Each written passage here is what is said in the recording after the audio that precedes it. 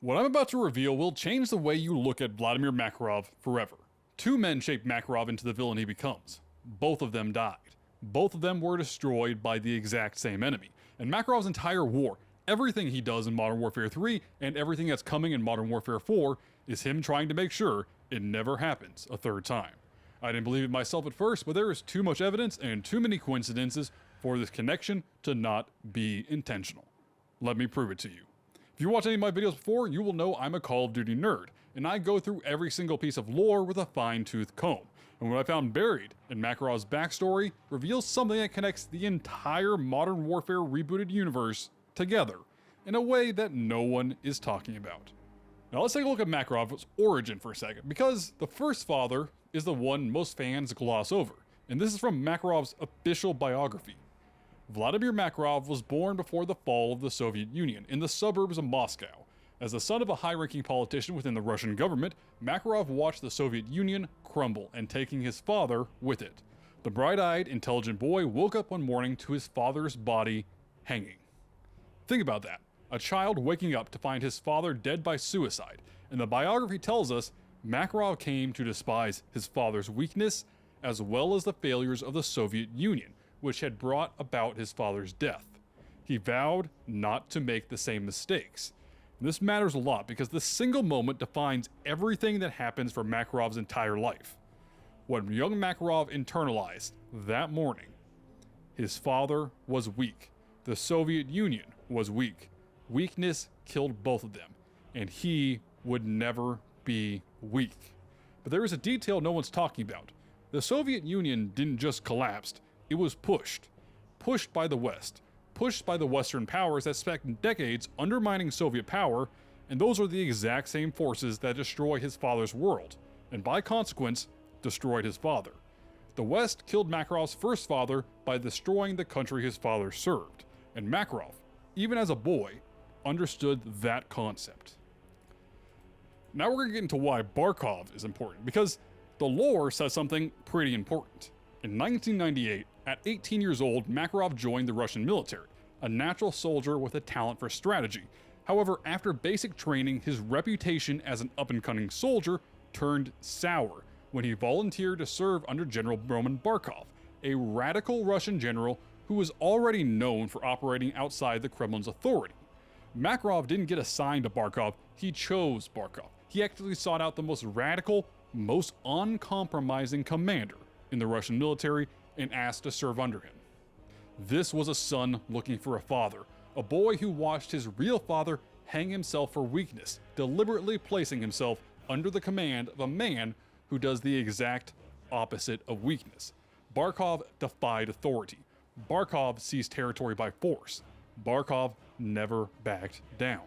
Makarov chose the father his real father couldn't be, and the two were close. The lore hints that Barkov became a father figure to Makarov, not just a commander, not just a superior officer, but a father figure.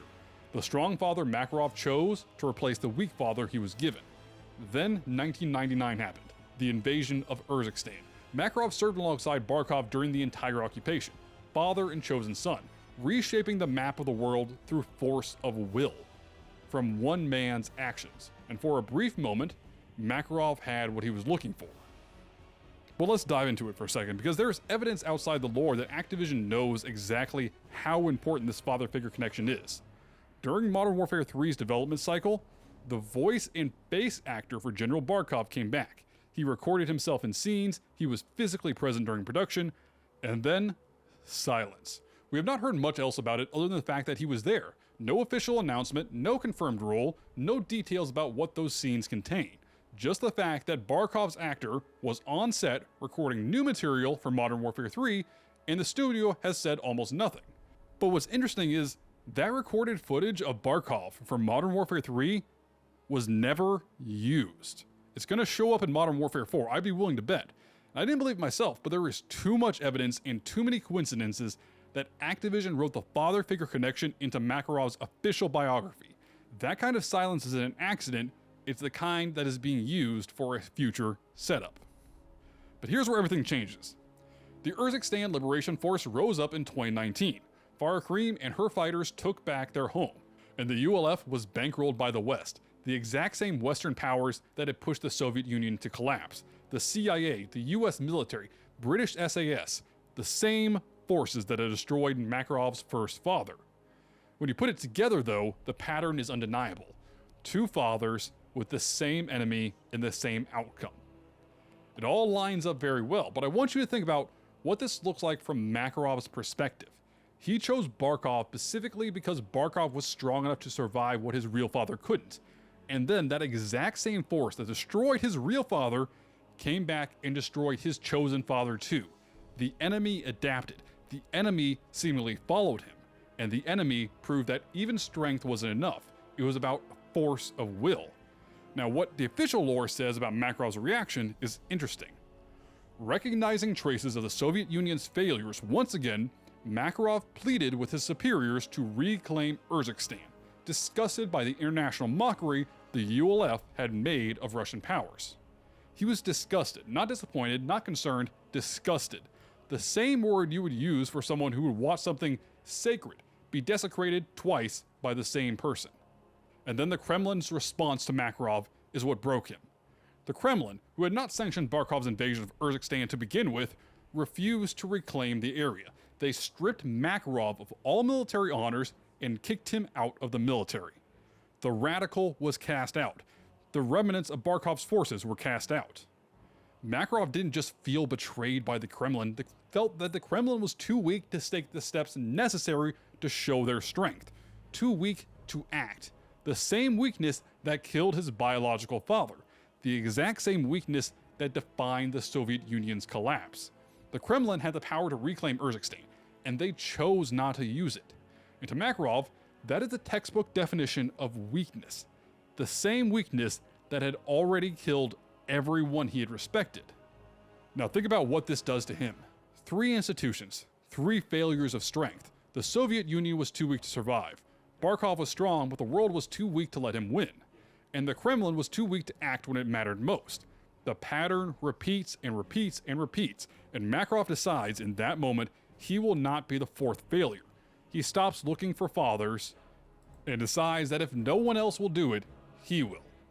When he escapes prison later on, with his Konni Group soldiers freeing him, he says, "My fellow warriors, I wasn't there, but I was always with you.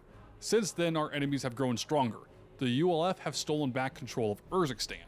The time has come for us to show them the meaning of power." Now listen to this part. He also says, if you control what people believe, you control the world.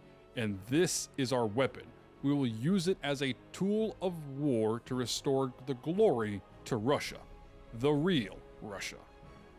Makarov is not starting a new movement. He is finishing the war his second father started, on behalf of the country his first father died for. The Konni Group is Barkov's army reborn, commanded by the son who chose Barkov as a father and watched him die at the hands of the same West who had destroyed his first father's world. Makarov's biography literally states, Makarov will only stop at the full reclamation or annihilation of Urzikstan, and if the Kremlin is too cowardly to play their hand, he will gladly force it upon the rest of the world. Full reclamation of Urzikstan or full destruction. His chosen father's exact objective, inherited like a family debt. Now, before I get into what this means for Modern Warfare 4, if you're finding this deep dive valuable, do me a favor, hit that subscribe button or hit the like button if you're already subscribed. I do Call of Duty lore and news content like this nearly every single day, and the algorithm needs to know if you want to see more of it. But anyways, so what does all this mean for Modern Warfare 4? Well, when you put it together, I think that the two fathers is the key to Modern Warfare 4's entire campaign. Barkov's voice and face actor returned during Modern Warfare 3's development cycle, and Barkov is coming back in some form because we didn't see him in Modern Warfare 3. You cannot defeat Makarov without understanding what drives him, and what drives him is losing two fathers to the same enemy and refusing to be weak. Task Force 141 killed Barkov, Captain Price imprisoned Makarov. Price is the face of Western power that destroyed both Makarov's fathers, and Makarov is now a liberated man. The Modern Warfare 4 campaign almost certainly involves a return to Urzikstan in some capacity, the place where Makarov's chosen father was broken. If Makarov is trying to finish his father's war, and we know that he's in North Korea at the beginning of Modern Warfare 4 at some point, he may be using North Korea's nuclear missiles He may be trying to wipe Urzikstan off the map with nuclear missiles. He is trying to force the conflict the Kremlin was too weak to start. And when you look back at Makarov's bio in Modern Warfare 3, it literally lays out that he was captured by Captain John Price in Task Force 141, and Makarov was handed to a Russian authority and sentenced to life in a maximum security gulag. Now a liberated man, Makarov plans to resume his operations against Urzikstan and its allies. Resume operations here. Not start new ones, resume. The war never ended for him. It just paused while he was in the gulag. And now that chosen son is back to finish what his chosen father started. Mark my words, this will be a central thread of Modern Warfare 4. Vladimir Makarov had two fathers. One he was given, one he chose. Both of them died at the hands of the same enemy. And every single thing he does from this point forward is trying to make sure that enemy never destroys a third father. Which is exactly why he is motivated to capture or destroy Urzikstan. That is why Urzikstan matters so much to him. That is why he despises the West. And that is why he cannot let go. Reclaiming Urzikstan might not be the strategy. It might be him trying to destroy Urzikstan. And it's the only way that Makarov knows how to honor both his first father and his chosen father. And mark my words, Call of Duty is going to make something about Barkov and Vladimir Makarov at the heart of Makarov's motivations. And if you want to know a little bit more about what happens after the Modern Warfare 4 campaign based on what DMZ is going to be about, click on this video here. And until next time, I am IceBurgz. Stay frosty.